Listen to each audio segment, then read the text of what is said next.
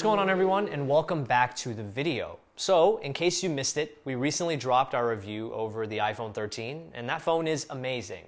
But in typical Apple fashion, they will always release a better version of that phone that comes packing the best of the best. And this year we have the iPhone 13 Pro. Now, when Apple makes the Pro lineup of smartphone, they'll start with the entry-level iPhone 13 as a foundation. And they'll make some hardware tweaks and some small software tweaks here and there in order to create what they feel is the pro-level smartphone experience. So in this video, we're going to focus on those changes and those tweaks that go from the 13 to the 13 Pro. I really love the added weight that comes with the stainless steel build of the 13 Pro. And stainless steel has been around since the iPhone 10, although Apple didn't adopt the Pro moniker until the iPhone 11. Either way, I love to see that they're still using stainless steel as a build material because that added weight just makes the phone feel so much more premium. And guess what? It is finally here. Everyone say it with me. Hallelujah.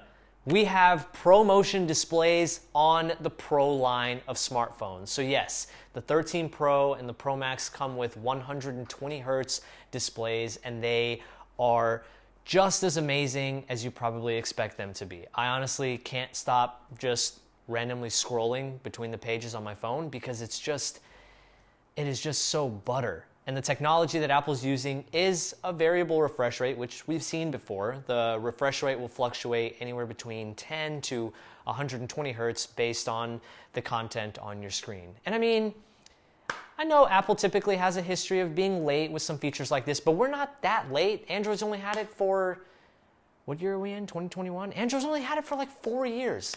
Wow, yikes. Obviously, performance is going to be fantastic since the 13 and 13 Pro line come with the A15 Bionic, although interestingly enough, the A15 Bionic on the 13 Pro and the 13 Pro Max come with one extra graphics core. You're not really gonna notice too significant of a performance bump because of that. And they also come with 2 extra gigs of RAM. Now, on the battery front, hilariously enough, the 13 Pro comes with a smaller size battery than the regular 13, and obviously the 13 Pro Max comes with the biggest battery found in the entire lineup. Now, even though the 13 Pro comes with a slightly smaller battery, that phone has been lasting us roughly a day to even a day and a half depending on usage, and the Pro Max can go slightly further than that. There have been numerous times where my 13 Pro Max has lasted me upwards of 2 days on a single charge depending on how I use it. All those hardware upgrades are really nice, but this year Apple had a very strong emphasis on camera performance when it comes to the Pros.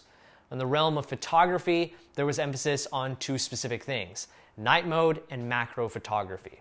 We found photo quality to be super dope, and you're going to be able to capture a lot of detail thanks to the wider aperture on the wide angle and ultra wide angle lens. But macro takes things to a whole new level, and you can capture photo and video by getting super close to your subject.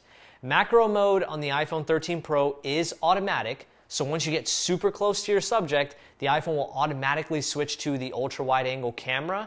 And what we like to do is zoom in even further to capture as much detail as possible. And as you can see with the quality of these photos, the details captured in macro mode are incredible. Now, we saw cinematic mode on the iPhone 13, but with the iPhone 13 Pro, Apple is again taking it to the next level by allowing you to record in ProRes.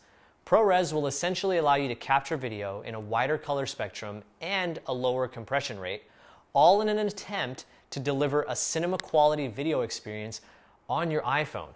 Now, obviously, the iPhone is not going to record in the same quality as, let's say, a $40,000 video camera, but the idea here is still awesome, and I'm hoping Apple can pull off some amazing stuff whenever it comes to video quality.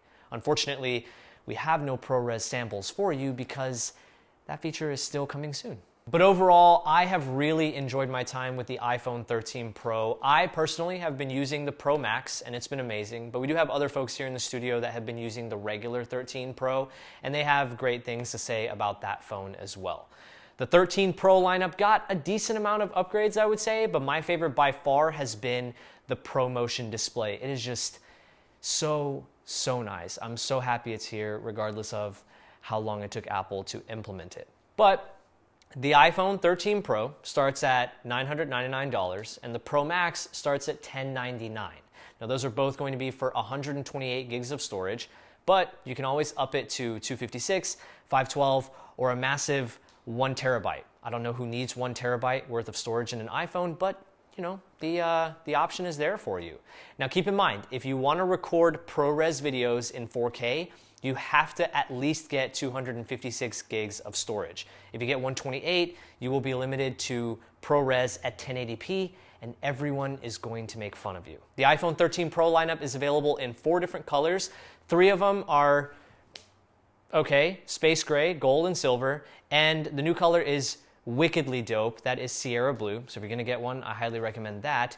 And if you haven't seen our review over the regular iPhone 13, I highly suggest checking it out because that's going to give you the complete overview of the entire 13 lineup as a whole. As always, if you enjoyed watching the video, please hit like and subscribe down below. Thank you so much for watching. Stay safe, and I will see you guys in the next video. Peace. But in typical Apple fashion, they have to release a phone that is even better, and it'll be called the Pro line. This year, we have the iPhone 13 Pro.